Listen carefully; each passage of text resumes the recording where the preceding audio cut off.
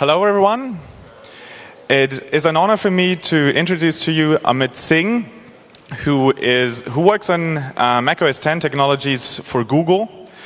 We met some time ago after both his team and my team independently ported Linux to the Intel Macs. So that was an interesting experience to meet him afterwards.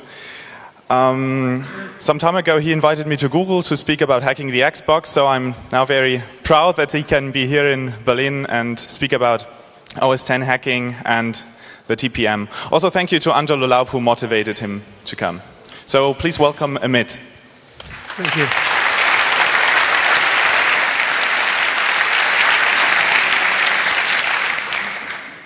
Good afternoon, and thank you very much. Thank you for inviting me, and thank you for coming here to this talk.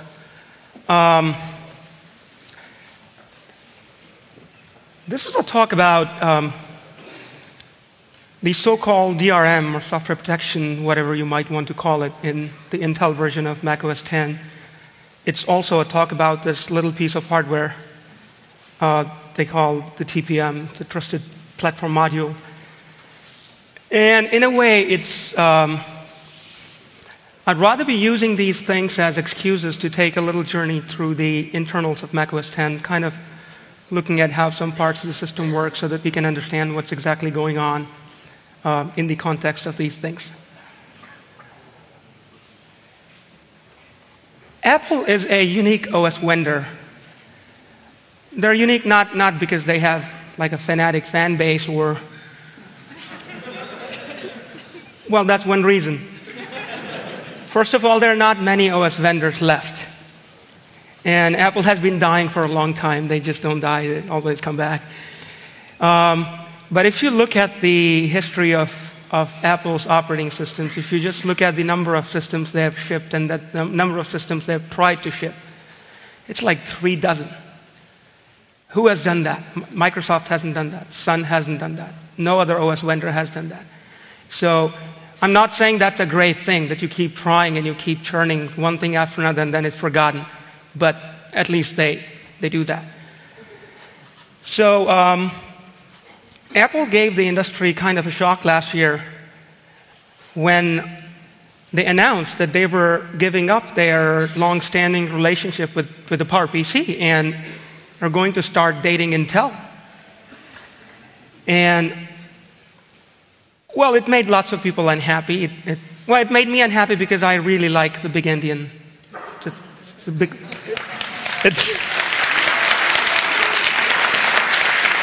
big thing for me,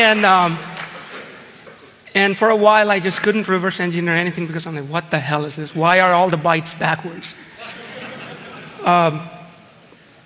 But at the same time, it made a lot of people happy. It made those people happy who wanted to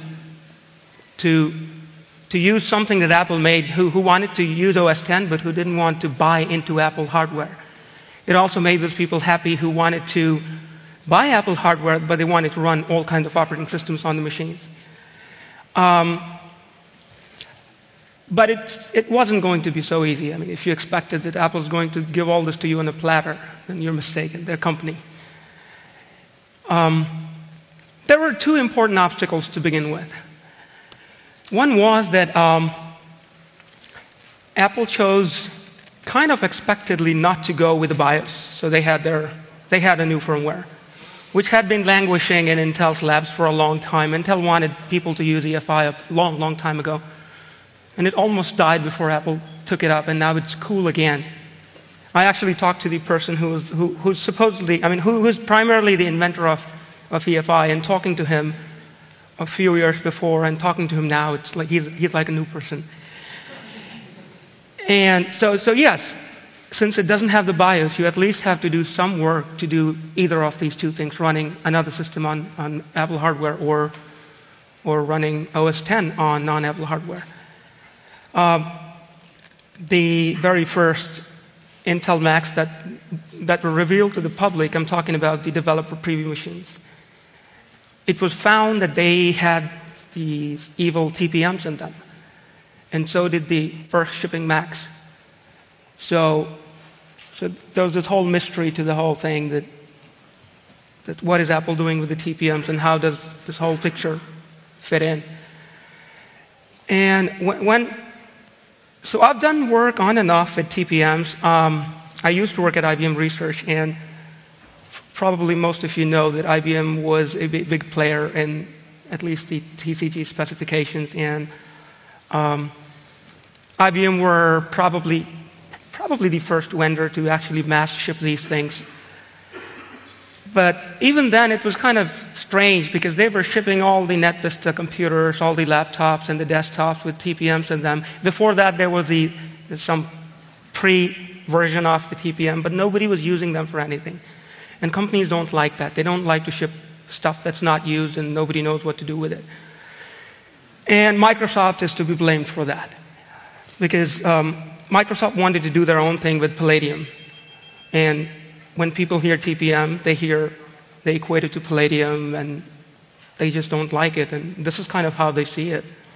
This is how it is.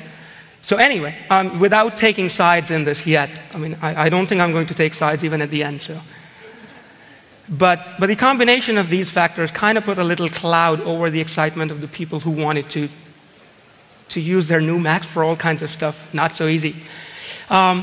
Taking a moment to look at it from Apple's standpoint. So, what is Apple's most important asset? I mean, as an outsider, I think it's the users. Have you ever argued with an Apple user? I mean, I've come close to pulling my hair out at something that can be proven. It's like logical. It's logical in CS terms, and you tell them this is how it is, and they're saying, no, who cares?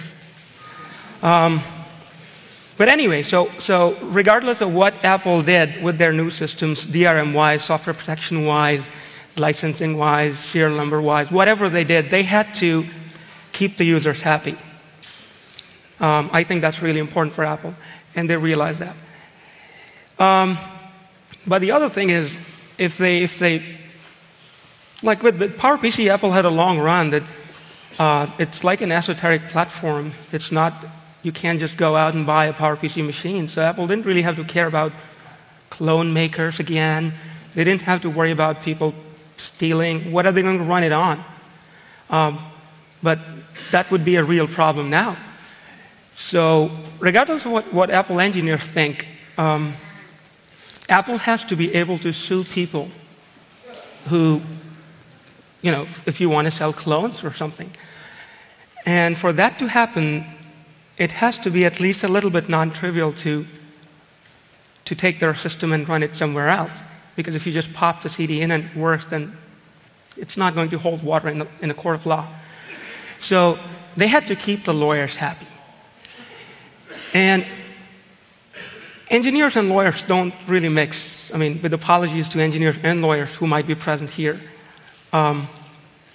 So Apple had a kind of a difficult problem on their hands. How much money and resources do they want to put in? So with that, let's make a context switch here. And in order to understand what comes afterwards, let's see if we can understand how virtual memory works in Mac OS X in like 5 minutes.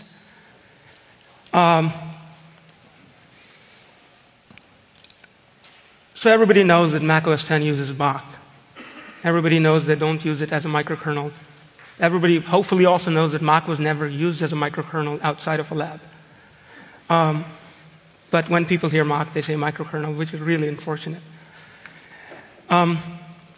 What's also interesting is that OS X VM subsystem is based on, it is the Mach VM subsystem, which is also the parent of the FreeBSD VM subsystem. And interestingly enough, when Sun was overhauling their VM subsystem at some point when going from Sun OS to Solaris or whatever, they independently came up with a VM subsystem that actually very close to Mach's VM subsystem. So in general, it seems like a good idea because all these smart people are coming up with pretty much the same design. So when you think of an OS X app, it's like, this is a stereotypical OS X app. It's kind of nice and candy-like, lots of interface elements. It's doing something very complicated in a very simple way. But in truth, when it's running as a bunch of threads. And actually, each of these is a mock thread. Now, I say mock thread because in all these mock threads, they live in a mock task. So why do I say mock thread? I say mock thread because it actually kind of looks like this. So the thing that eventually runs in the kernel is a mock thread. But depending on what you're programming, and you're using Cocoa or you're using Carbon or Java or something else, depending on that, you would deal with your own thread or process abstraction. But in user space, everything eventually boils down to a POSIX thread or a P thread, which has a one-to-one mapping with a mock thread in the kernel. If you have time left at the very end, please remind me. I want to show you a very interesting demo that kind of uses some of this thread stuff, but it's unrelated to the talk, so it's optional. So we have all these threads, and but what about processes? Because we know how close to Unix OS X is. Apple hypes that up a lot, and you can run the PS command and you can see process IDs, you can suspend processes, you can send them signals, you can do pretty much the same stuff you can do on a generic Unix system. So if we have all these tasks in thread, what is a process then? So that picture looks like this. What you see as a process and what you see as a process ID is essentially just some syntactic glue on top of a mock thread, because the Unix side has to be happy. The rest is kind of what I showed in the earlier slide, that you have pthreads in user space, they have their own stacks, there's a one-to-one mapping, you have mock threads in the kernel, they have their own kernel stack. All of them belong to this mock task. And the task is really this giant container which contains what actually concerns us here, the virtual memory of your program. So, okay, let's focus on the virtual memory aspect. So we'll just look at 32-bit processes because it's the same without making it more complex. So what is an address space? It's just a range of numbers from 0 to 4 gig. The name for address space in Mach is a VMAP. I think it's VMAP in many operating systems. There's also a physical map which contains information as to which of the virtual memory is currently physically resident. And the physical map is the only machine-dependent module. So, unless you're crazy or you've written some weird program, you're not going to be using all 4 gigs of memory. So, typically, memory is sparsely populated, which means you have these blue regions that you allocated or were allocated on your behalf by the system. And a further subset of that would be resident. The rest may not be resident. So if the whole thing is a VMAP, then one of these blue things is a VMAP entry. And so VMAP entries it's just a contiguous range of addresses with the same properties. That's all it is. When I say properties, I mean the same sharing, the same inheritance, the same protection. And in fact, you have a double linked list of all these VMAP entries. And in fact, if you go and change, some address range in the middle, you use mprotect or something else, then it's going to actually split it into 2 or 3 based on where you were. So, okay, so far so good. Then we have something called a VM object. This is something that has information about that when you actually touch this memory, when you access it, where it's going to come from. We'll look at VM object in a second, but every VMAP entry has an association with one VM object. There could be sharing because nobody prevents you from mapping the same memory in multiple virtual addresses. So you could have a VM object that's shared between many things. Looking at a VM object further, it can be distilled to these 3 things. VM pages is just a queue of pages that are currently resident. And so this is physical. This lives in physical memory. So your VM object knows what is in memory and what's not in memory. Shadow object is actually another VM object. If it gets weird or complicated, tell me. I hope not. So shadow object is another VM object which gets created when you do copy and writing. So to begin with, you have one VM object. And let's say you copy and write share it with somebody else. So to begin with, there's just one VM object, and somebody actually writes to it. So what the kernel will do, it will create a shadow object, which will contain the pages that you just modified. And it'll attach them such that the person who modified, when the kernel is accessing things on their behalf, first you will see in the shadow object to see if there's a new... It's basically common sense stuff. And as you keep writing more, you will have these chains of these shadow objects, which can collapse if necessary. And then we have this interesting thing called a memory object, which is really the portal to where the memory comes from. And a memory object is implemented as a mock port. So a quick aside on mock ports. I think the simplest way to understand them, and it's kind of important to understand them because they underlie all mock IPC, and IPC underlies all mock operation, and mock underlies OS X. A mock port is kind of like a Unix, like a BSD socket, except that it's not really for networking. It's optimized for the local case. So there's a message queue in the kernel, and you can do asynchronous message sending and receiving. But the special property is that there's only one task, technically any thread within the task can receive messages on a given mock port. And this property is known as the task has received writes to the port. But you can have multiple senders. So why this mock message thing and this port thing is important and actually really, really useful for people like us is because all system activity happens through these things. For example, your window manager.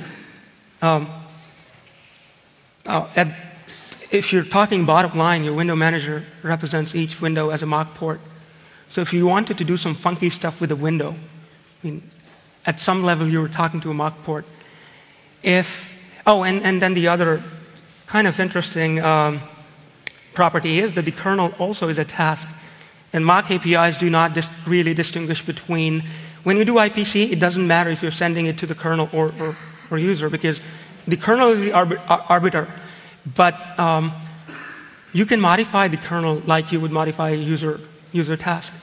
So for example, if I want to allocate some memory in the kernel, I can do it exactly the same way as I would do it in user space.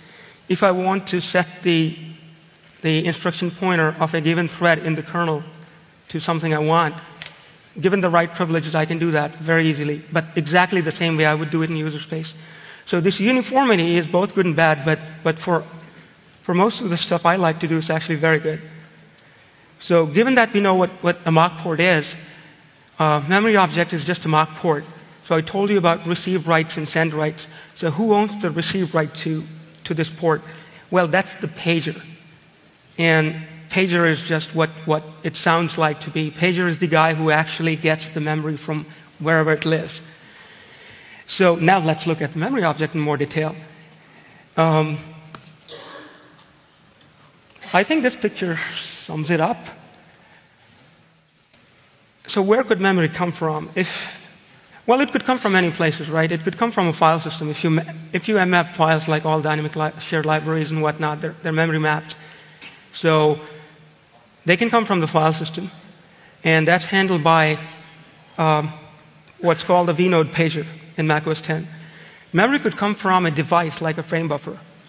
That kind of memory is handled by the device pager. Memory could also come from nowhere, because if you malloc, it comes from nowhere. So that's anonymous memory, but when you want to write it out, it has to go somewhere. So normally it goes to the swap space.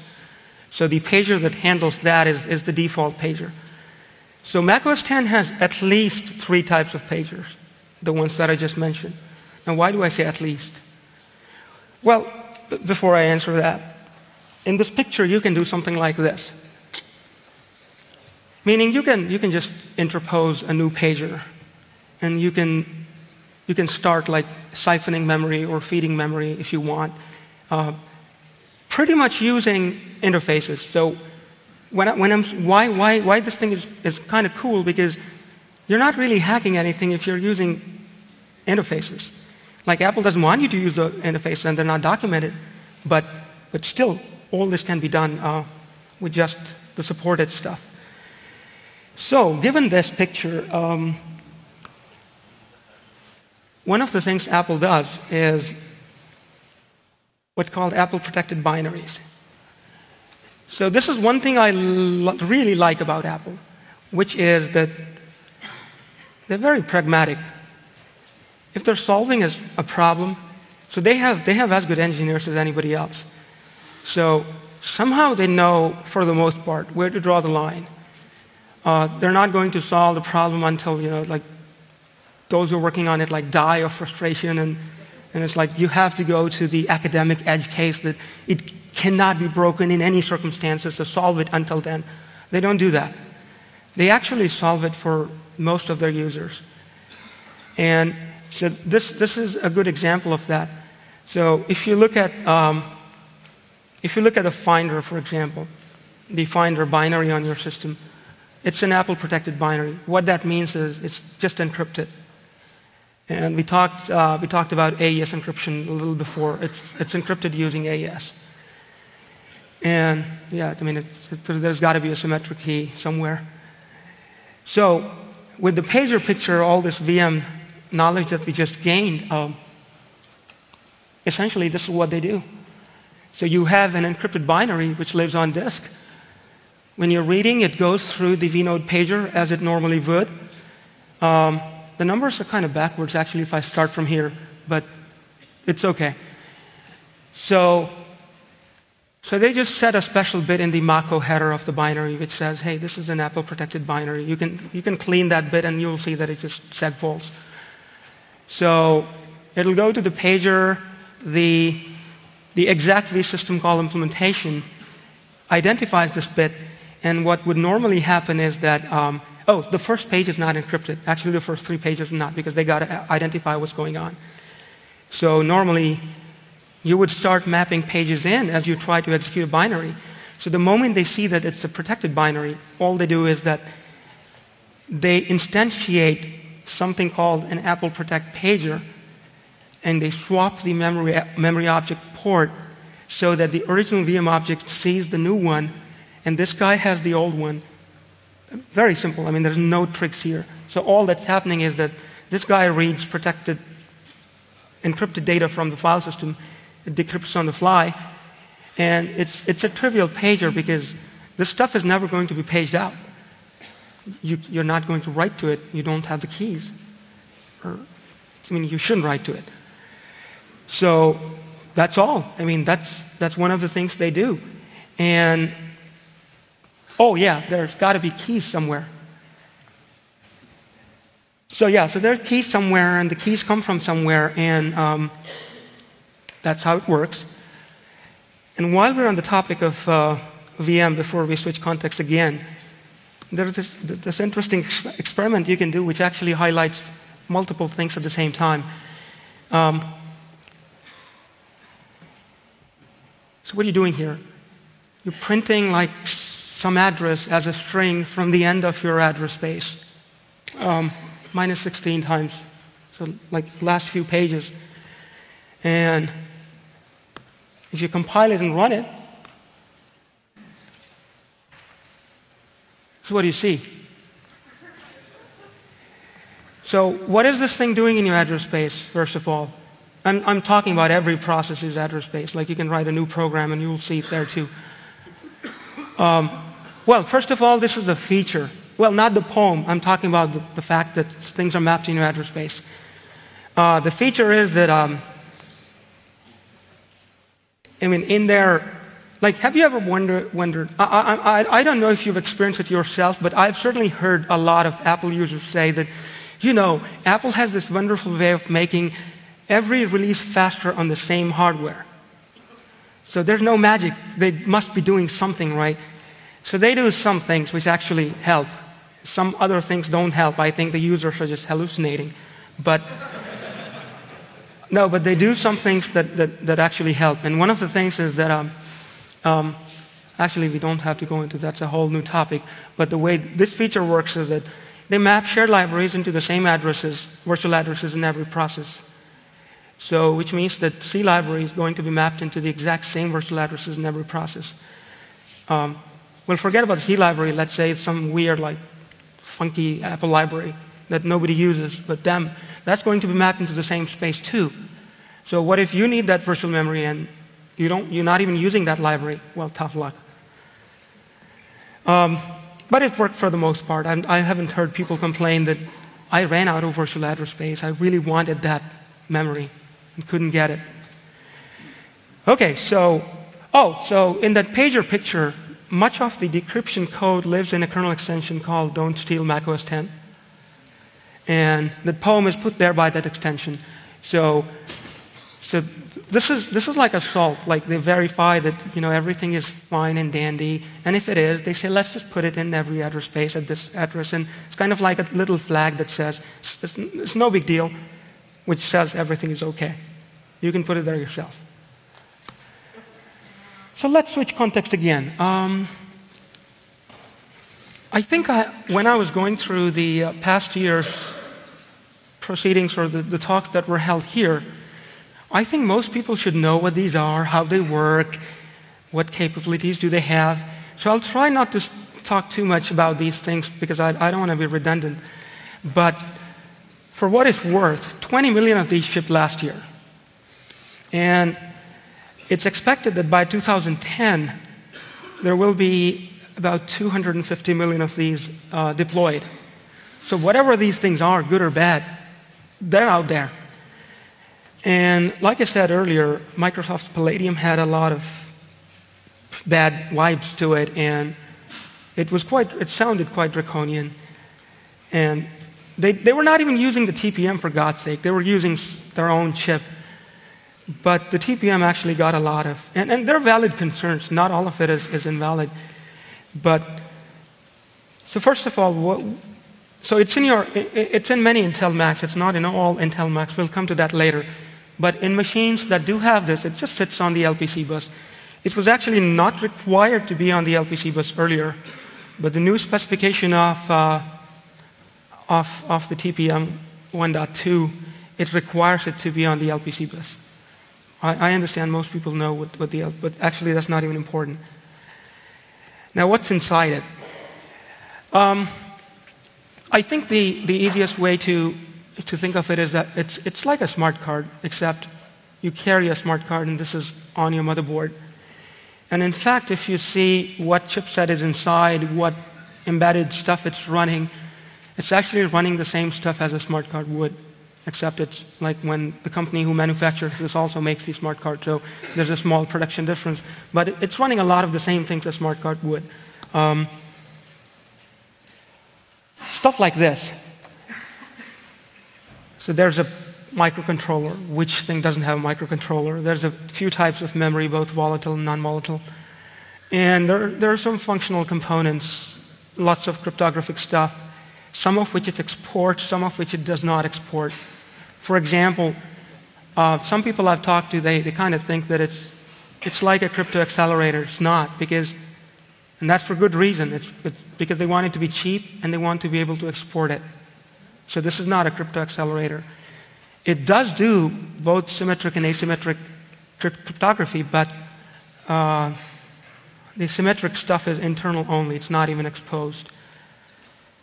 So we will see some of these components later on. So that was like an internal view, but from a programming standpoint, what can you do with it? So if you're a programmer who wants to access this, well, you can use the functional units to do some kind of signatures. You can get like really nice random numbers. You can get like monotonic counters. It has a bunch of keys. We will come to the stuff that actually matters to us in this talk. But it actually has storage now that you can use for anything you want. It's very small, but it has some storage. And it has a bunch of registers that can contain SHA and hashes of whatever you want. If it sounds vague, let's get to it in a moment. So given this, what do you do with it? Well, so it has some nice properties. One of them being, actually, I think some of them can be, the really important ones can be distilled to this. That, let's say you create an RSA key pair. The private key will not leave the chip unwrapped. Again, it's kind of like a smart card. The public key is yours. So you can do RSA signatures using this, but you can't actually take the key out and put it somewhere else. Well, technically you can, but you have to create the key with those properties. But let's say we don't want that. So it gives you like a decent way to validate the identity of the machine. So think about, I want to use SSH to go from here to there, and I want to use public key with SSH. So normally what you do is you might use SSH keygen, you create a public key and a private key, you leave the private key here, you copy the public key to the server, and then you log in. But you can replicate these keys and you can put wherever you want, and even then, the protocol, when it does the key exchange, well, you know that, yeah, probably the right keys were used, barring any bugs in the system, but you don't know if this machine was used. So if for some reason you want to make sure that this machine was used, this can help. The stereotypical use case which the TCG wants to, the body behind this wants to advertise is that you put this chip in a system, you make the BIOS or the firmware aware of this, and when you boot the system, you put this tiny little piece of code which even runs before the BIOS. And you kind of implicitly trust this code because the manufacturer put in there, and it's supposed to be secure and all, and you trust the manufacturer. So this code will checksum the BIOS, for example, and it can put the checksum in one of these registers. So this thing has 24 registers. So it'll just do a SHA-1 hash of the thing and put it in a register. And another property of this hashing is that you can actually set these registers to a given value. You only provide them with a hash. And what the TPM will do internally is that it'll concatenate this new hash you gave them with the existing value, and then it'll do a SHA-1 of that, and it'll keep that in there. So you indirectly set it. You don't set it to a given value, and you can't like roll back to another value. So this way, the BIOS could checksum the option ROMs. It could checksum CPU microcode updates. It could checksum the bootloader. The bootloader could then checksum, the second stage bootloader, so on and so forth. You could checksum the kernel. And then you end up in what they think is a secure, authenticated boot. Well, you checksum the binary that you loaded, that's one thing, but I mean, once you checksum and once it's running, so it looks like they kind of try to hand wave some of these issues, and there's plenty of material on this, so I will only deal with what actually matters in this talk. So I showed those keys in the picture because we were talking about Mac OS X and the TPM. So yeah, so this is in the Intel Macs, and they're using encrypted binaries, and they don't allow you to run OS X on non-Apple hardware easily. So where does the TPM fit in that picture? The answer is nowhere. And yeah, so this is really a phantom menace. I mean, so much of build-up for nothing. Unfortunately, that's the truth. Okay, so it's another interesting question. Did they think about this, though? I mean, were they thinking of using the TPM for, well, I don't know if they were or they were not, but have you ever looked at what it would take to create a system that does what they would have wanted? I mean, it can be summed up to this thing that you may have the TPM, but your system is not, I mean, there's no mandatory access control. There's no Palladium. So what are you going to do? I mean, yes, you can check some things as they load into memory, but then when you have supervisor access, you can bypass whatever you want still. So there's an important subtlety here that in the absence of mandatory access control, whatever you do here is just fluff, because eventually it all boils down to that normally how you would crack something else, like a software DRM. You would be able to do it here too. Would it be harder? Well, yes, in some cases. But, and it's not even a new concept. There was this thing called the Anderson Report in 1972, which I believe was the first thing to talk about the concept of a reference monitor. And they were talking about these problems even then, that how do you trust your systems? What is a trusted system? How do I know that it's not being compromised? And it turned out that, and people even then realized that, well, as long as you have this architecture where you have all these user programs and you have this really nice user kernel boundary which doesn't let you do any nonsense, and there's all the memories protected between processes and other processes and the kernel. But once you're in the kernel, you can do anything you want. And yes, you can have lots of mechanisms that may tell you, I mean, that may be used to make it really hard for you to do that. But if you are the kernel, you can even rewrite some of those mechanisms. So it just becomes more difficult. It doesn't become impossible. Let's context switch once again. So Mac OS X has this hardware. I mean, Apple computers have this hardware. And it's not used. So we want to use it. How do we use it? Well, it's really well supported on Linux, actually. And it's the same chip. So there's a Linux driver for this TPM. It's the Infineon TPM. And IBM has been working a lot in this area. They even wrote this huge, like 100,000-line software stack for this thing, which is open source and available on Linux. And you can do a bunch of secure storage, all kinds of. You can do like a PKCS store that uses the TPM. You can use it with OpenSSL. You can do a whole lot of things. Many of them are interesting. But let's say we want to use them on OS X. So A, we don't want to rewrite that whole stuff. And B, ideally, we don't even want to rewrite the driver because it's not really new stuff. It's just, we just want the functionality. At least that's my thinking.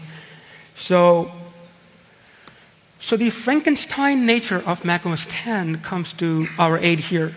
So when I say Frankenstein, it is Unix, it is Mach, it has BSD-style devices, it has dev nodes, it has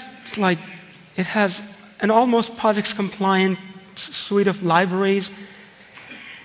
But is this stuff really that? I mean, is it really that nice that you can just port whatever you want to it? So here's what I did. I don't want to program more than necessary. So I looked at the Linux driver, and it looks like a very well-written and small piece of code that essentially drives. So when you talk to the TPM, I mean, you access this thing on the LPC bus kind of like you access ISA devices, the legacy-style stuff. And there's a couple of registers, and you just do port memory mapped I/O to these things, and then you drive this whole thing. So I reckon that if I can write a driver for OS X that essentially re-implements in-Bs and out-Bs, so I don't even want to rewrite the Linux code. I just want to take it and drop it in and have it run. But it wants in-Bs and out-Bs. So if I can provide with Linux semantic style in-Bs and out-Bs, and I can give it a dev TPM-like device, then driver will work, it will have the same user space interface, and hopefully this giant suite of Linux software will also work. So one of the key differences between OS X and other types of Unix is its driver library. And this is something that they inherited from NextStep. And the idea was that with their visual tools like the precursor to Cocoa and whatever, they made it quite easy to write most types of applications. And at some point, some people decided that, well, but writing device drivers, why is it black magic? Because, well, for one thing, you're in the kernel, you can't make mistakes. or you should make mistakes. But still, there are so many things to be aware of, like synchronous stuff happening, callouts happening, timers, blah, blah, blah. It's like, it's a madhouse. So how do you do something that's decently documented, and you don't have to worry about thinking about the nuances of this system. You can just care about your driver logic. So what they did was that they said, let's just make a driver toolkit that shields the user from the rest of the kernel. And like they have all these Objective-C interfaces, we will just give C++, embedded C++ interfaces in the kernel. And so much so that it actually works quite well. It really, really works quite well, whether you're writing a driver or you're hacking something. I'll give you an example. Let's say that you have you got this lump of Apple firmware from somewhere. You know, like it's an open firmware image that you want to update your machine with, or it's an EFI image that you want to update your machine with. So there's a kernel driver for this thing, and it actually represents the non-volatile memory of the firmware as a file system, or as a partition table. Now, what I could do is that I could write a driver that could inherit from one of these classes. And, well, there's a function that says, you know, read from this partition. There's a function that says write to this partition. And I don't even have to actually worry about anything. I can just instantiate it, you know, instantiate myself, and I get the benefit of everything that's on top of me. So you can do things like these. So it was quite trivial to write this driver. And did it work? I mean, what happened when I lumped this whole piece of Linux toolkit on top? Well, not initially. That's because Mac OS X is POSIX compliant, but almost. They do some weird things, and I mean, some of it is intentional, some of it is not. For example, they support, let's talk about like System 5 IPC or System 5 shared memory or semaphores or something like that. Well, they do support it because you can see the functions in the C library. Well, sometimes they forget a function. So like the function to delete it is there, the function to wait on it is there, but there's no function to create it, for example. So they do things like that somehow. In one case, I found that one of the functions was a stub. So I'm expecting to actually like block on it, it just falls through. And have you tried debugging stuff like that? Because like there must be a problem with what I'm doing. But so they do stuff like that. Because once you get over that stuff, which is not more than 10, 20 lines of code in this 100,000 lines I'm talking about, the whole thing does work. And yeah, so this is kind of a nice example of taking both a kernel driver from Linux and a software stack from Linux and just recompiling it with the right glue added, and it does seem to work. And, well, that makes for some interesting experimentation. And I'll show you a few experiments. So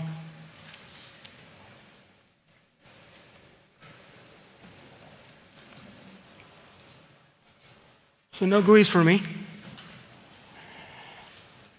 I have the TPM driver loaded in Linux style. Let's go look at it.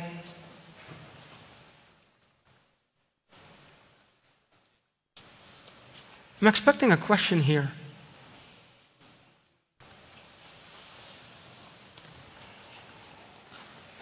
No question, huh? There's no Mac OS X users here? Okay, we'll come to that later. Okay, so this is a proc file system representation of the TPM, very Linux-like, very Solaris-like. No, not Solaris-like. Solaris uses it for actual processes. So there's two directories, key slots and PCRs. So I showed this briefly on my earlier slide. This thing, so when you create key pairs, I mean, this thing has a limited number of slots. You have to actually load this wrapped blob into the TPM to be able to use it.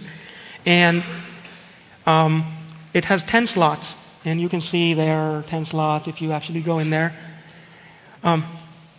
No permissions means no keys are loaded in that slot. And it has 24 of these platform configuration registers, the things that you use for storing those SHA-1 hashes. So what I will do is, Okay, so again, this is very stereotypical. This is like a textbook experiment or textbook use of this thing, is that assume that these registers or the hashes contain within. Right now, they should not contain anything. Assume that they represent the state of your system. So they're all empty. I mean, some are -1, but you can't actually use them. Assume that they represent the state of your system. Like you measured your kernel, you measured a whole bunch of stuff, and the hashes actually represent that. So what you can do with the TPM is, what you can do here is that you can encrypt a bunch of stuff. And you can say that I'm encrypting this, but this can only be decrypted on this TPM if the hashes within match.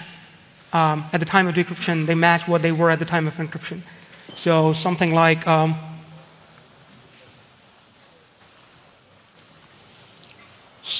this, that I can say,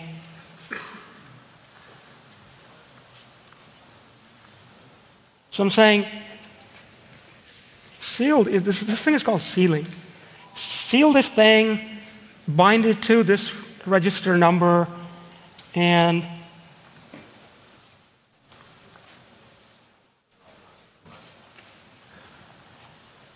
so I have this blob here, this is armored. And, well, you can try to unseal it.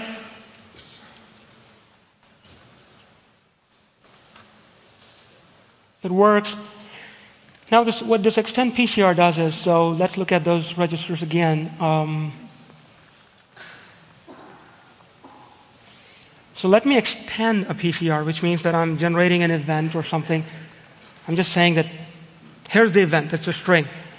And extended PCR number. So there's a hash in there now.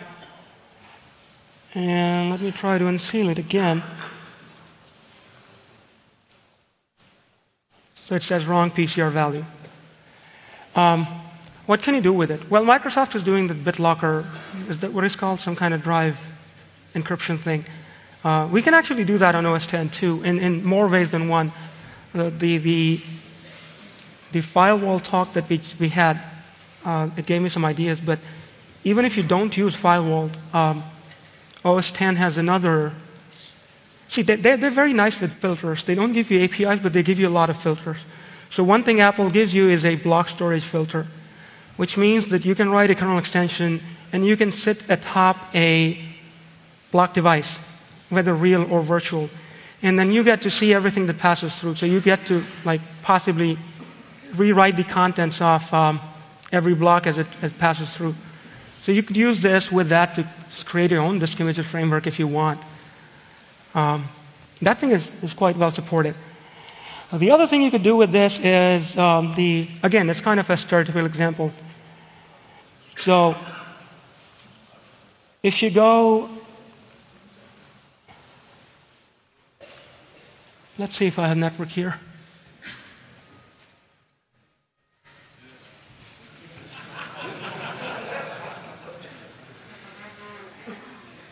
Okay, so this is how I log in.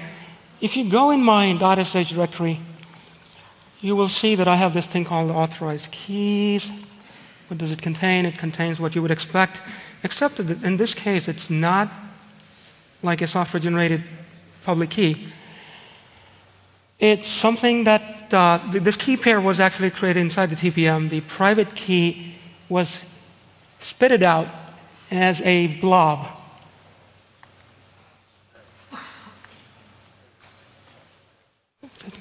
Mess with my terminal. So what if, okay, so here's a trivial implementation of RSA sign from OpenSSL. All it does is, instead of using what it would do in software, it just offloads that work to the TPM. So when the key exchange is being done during the initial SSH handshake, so what I'll do is I will interpose this, I'll LD preload equivalent this library in my SSH connection here. And So all this does is if I give it an argument, so what is the argument? So the argument is that you have to load this key into the TPM first.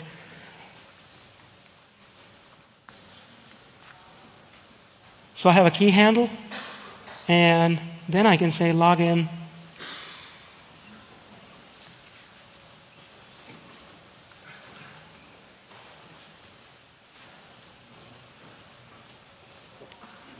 So it logs in. And, well, within reasonable limits, this login is quite secure because, well, in a way, it couldn't have been made other than from this machine. Because this RSS signature couldn't have worked except inside this TPM. At least that's the idea. And no, there's no secret here. I mean, there's no like, oh, but it breaks under those circumstances. It's actually quite nice. So, where's my mouse?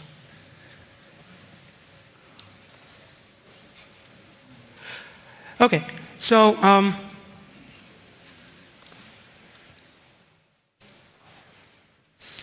so maybe I'm giving the impression here that I really like this and there's nothing wrong with these technologies and all the privacy concerns are unfounded.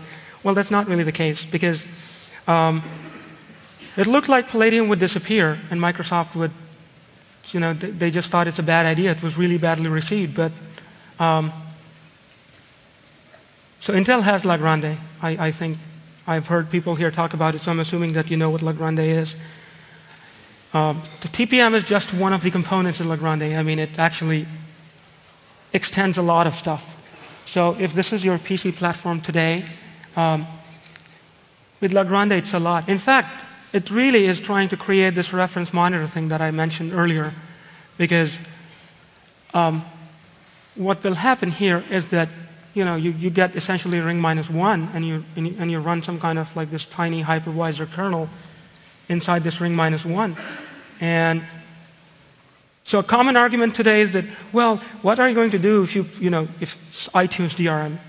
You're eventually going to play some audio and it's going to go through your sound card. I can always capture it in flight. Or keystrokes, I can always log your keystrokes. So no matter how you tighten something, eventually I'm going to capture it. So this thing's goal is to make the impossible really hard. And they're doing some crazy things, like you will need this special USB keyboard, which, so Windows XP runs as it would. This hypervisor runs in ring -1. If there's a super secure app which runs in,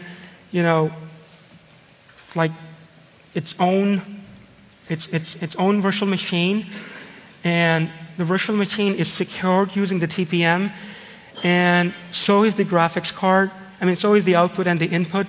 And the keyboard will actually negotiate a key with the software, and the hypervisor will assist in this. I mean, who will program for this and why? Well, let's see. But Microsoft, so every time it looks like they're going to use it and it's just around the corner, they back off a little bit. So this is the so-called NGSCB. And I think it's a bad idea. I think it's simply a bad idea because it's really hard to program for. It's going to stultify innovation in the sense that, like, when you use applications, you want to use applications that people like to write. You don't want to use applications that are pain to write, because then most of my processing is going towards these applications and antivirus and this and that. But anyway, so these are just some random thoughts. I found this somewhere, and I think we are out of time. Do I have time to show you the demo I mentioned?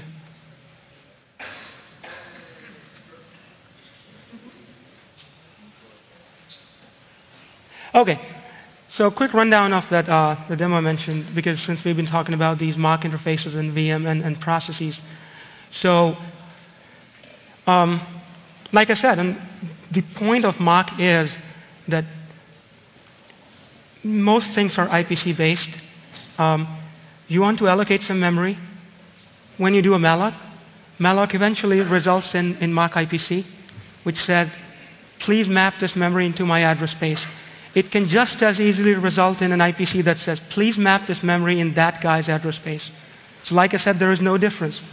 So OS X people want to do funny things like these.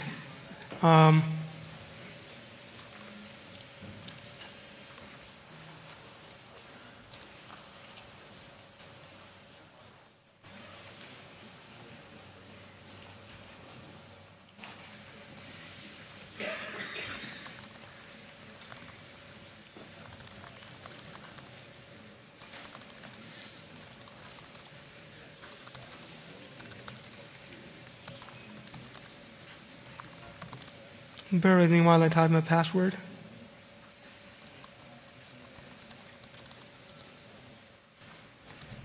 So something like this. I mean, it's quite stupid, but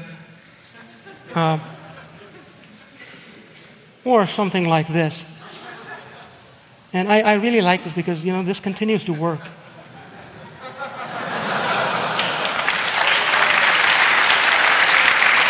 No. But this is not the interesting part. This is hardly the interesting part, because you show this to people who write all those fantastic UIs, they're like, huh, so what? And then I have to tell them, do you realize how this was done? So well, all these transitions and all these effects, they're actually supported by the Windows Server. It's the first-class API that only Apple has access to. All these funky keynote transitions, they're also, like, there's actually an API, but you can't use. Now, well, if you knew how to use this API, let's say you reverse engineered, well, you could use them, but still in your own programs. The reason is, well, implementation-wise, you first need the window ID of the window in question. The window ID is just a number, but it's just a number like a file descriptor is a number, which means that just knowing the number is not enough.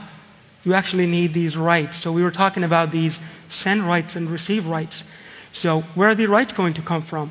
So really, the only way I can do this is if I am this task, which means I'm Safari. So it means it's really easy to do it in your own programs, but you can't do it in other programs. So how do you do that? Well, we use our... I'll play this while we talk.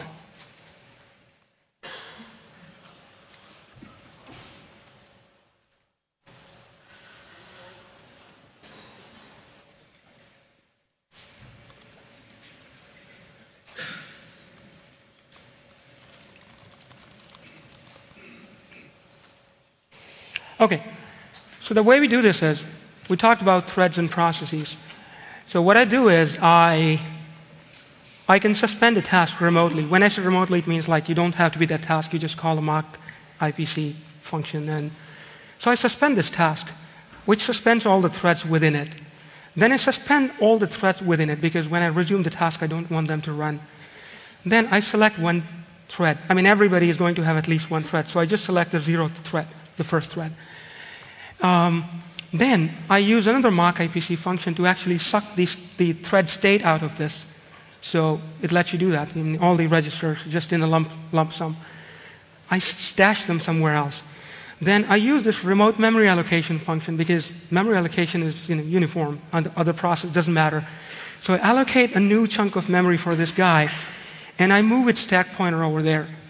Then, but if you're thinking that you just inject some code and it's going to work, well, actually no, because many of the library functions, they want a valid pthread context. So you can't just have a mock thread. You need all the pthread user state too. So what I do is then, and then I allocate another chunk of memory where I'm going to actually put some code in. This code does nothing but instantiates a pthread. And once I'm done with this, I have my stack set up for the pthread. I have the instruction pointer set up. Then I resume just this one thread. So if a task is suspended, all threads are suspended, regardless of their individual suspend counts. And then I resume the thread and resume the task. Only one thread is running, my thread, the one I hijacked. And then I do what I want within it. And well, how do I know? Because I have to set it back. So how do I know that it's actually done? Well, another thing you can do with mock ports is that you can ask to be notified when they die. Die means deallocated. So the argument I give to my pthread is a new mock port I created, and I'm telling the kernel, I'm blocking on this, just let me know when this dies. And the last thing the pthread does after doing all this stuff is it deallocates the port, so I know that guy is dead. Oh, and before dying, it suspends itself. Naturally, that's the death. It deallocates the port and suspends itself. Now I can do the reverse of what I just did, which means I can put everything back in, and it happens in just a second. I mean, it's no big deal. But the important point is that all this works using interfaces. So all this uses functionality that is a first-class API in macOS 10, so it's not really subverting the system as such. I guess that's all I have. It's been a miscellaneous talk. I hope you found it useful. Thank you.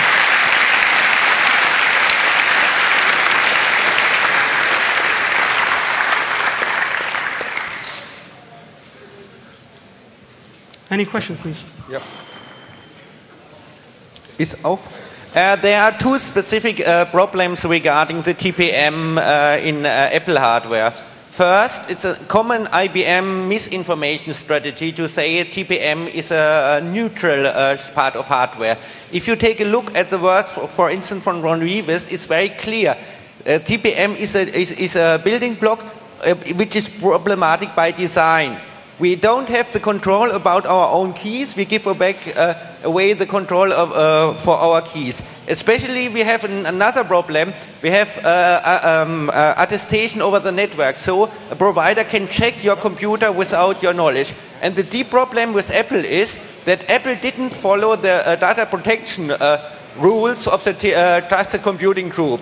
The Apple TPM hardware chip is activated. So my question is, why do you do here this information campaign? No, the Apple TPM chip was not activated. It was activated. When? In the first iBooks, second generation, it was invented. I have spoken with Seth Schön from the EFF. You could inform you, please. No, so how do you know it was activated? I mean, without a driver, how do you tell? It's activated in a sense following the definition of the Trusted Computing Group of activated. Please read the standard to be informed. It's activated. Usually it was best practice for data protection that the chip is not activated, and in the Apple Mac hardware it has been activated. No, it ships. I mean, if by activated you mean that you can see it on the LPC bus and you can send commands to it. That is expected. That's what you want. That it's best practice for the Trusted Computing Group that the user has to activate the chip, and it was automatically activated, which has been presented by EFF, said Schön. Apple has violated the data protection best practice of Trusted Computing Group. No, I think there's some confusion here because, okay, so one of the things you need to do with the TPM, so let's say you want to take ownership. Ownership means you want to set your own password. Then you have to establish what's known as physical presence, which means that you can't do it over the network. You have to be here. You have to press some vendor-specific keys, like it's the function key in IBM ThinkPads. And then you go into the BIOS, and then you say, clear the TPM, and then I'm setting a new password. Apple doesn't even have that. So Apple has no access for the TPM chip for the user point.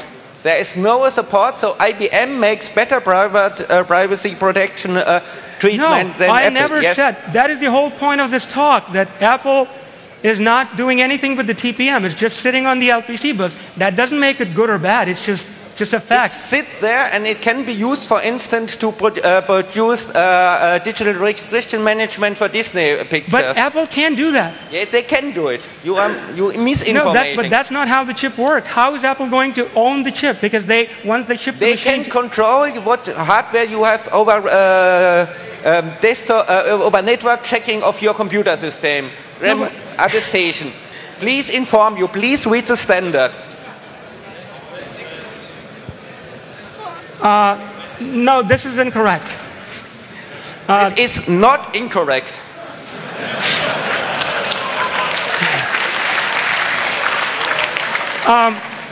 No, so one of the things is that this physical presence thing I said, the point of physical presence is that no software should be able to reset the chip or like put its own password after you owned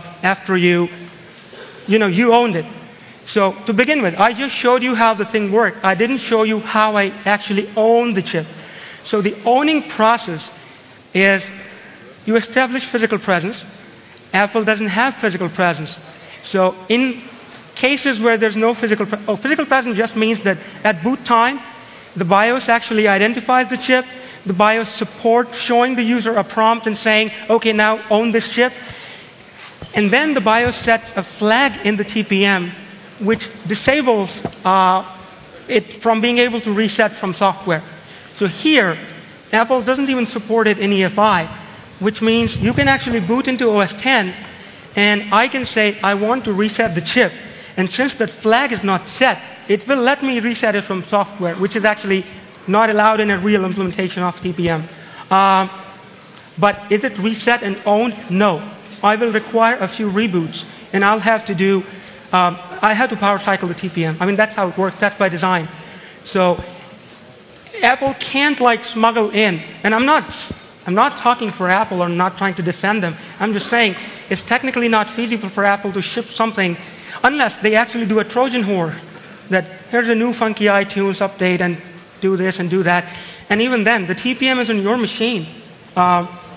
If you find out, and someone will find out, you can just turn it off.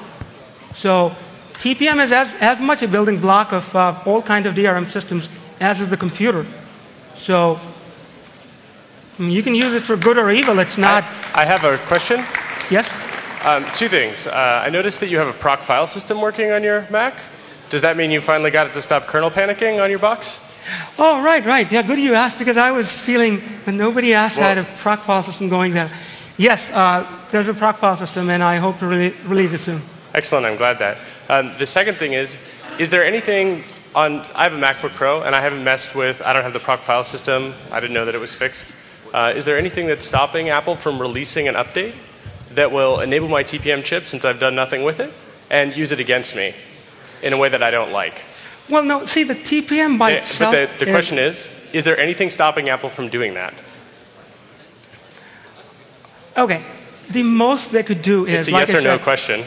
The most they... No, I will tell you the most what they could do. The most they could do is to trick you into making them the owner. And so the answer is yes? No, but even then, once you found out, you could... But this is really The answer is yes, right? They can do that. They can own my machine because I don't have any interface for initializing the device in the first place. Therefore, they can own it through an update. They're cryptographically signed. They can do that. And if I want a security update, it's very possible that I'll have to apply their DRM stuff. No, but see, what is the point of the DRM if you can turn it off? What stops Apple from doing that? Nothing. Nothing. Except you trust them, and I don't.